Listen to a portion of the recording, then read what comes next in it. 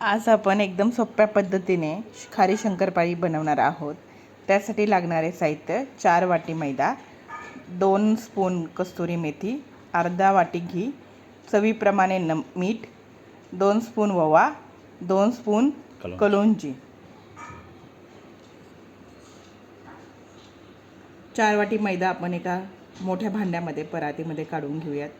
त्याच्यामध्ये हे सगळं साहित्य टाकूया, एकत्र करूया साहित्य। वरून आपण मोहन घालूया, घी टाकणार आहोत अर्धी वाटी आपण गरम करून।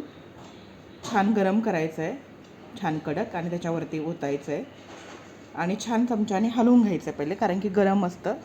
तुम्ही जर हाताने हलवायला जाल तर चटका बसू शकतो।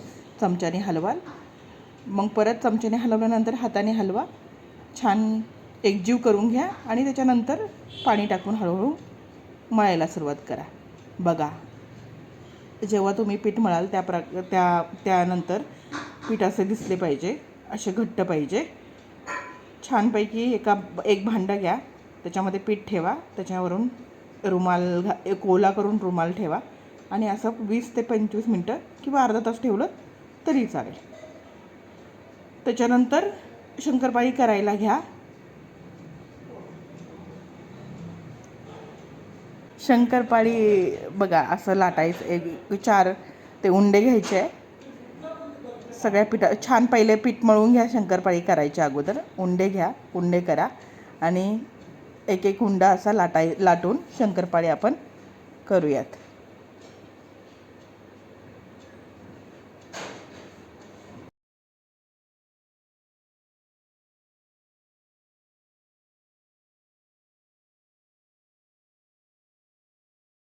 छान अशा शंकरपाळ्या आपल्या तयार झाल्या आहेत, अशा कापून घ्यायच्या आहे छानपैकी।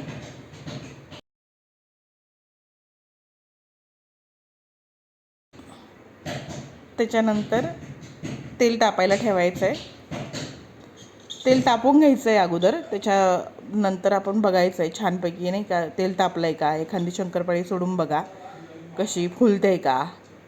खूप जाड असं शंकरपाळी लाटू नका, कारण की जर तुम्ही खूप जास्त जाड लाटलं तर ते तेल पकडेल, किंवा खूप पातळ जरी केलं तरी मग खूप जास्त असं कडक होऊन जाईल।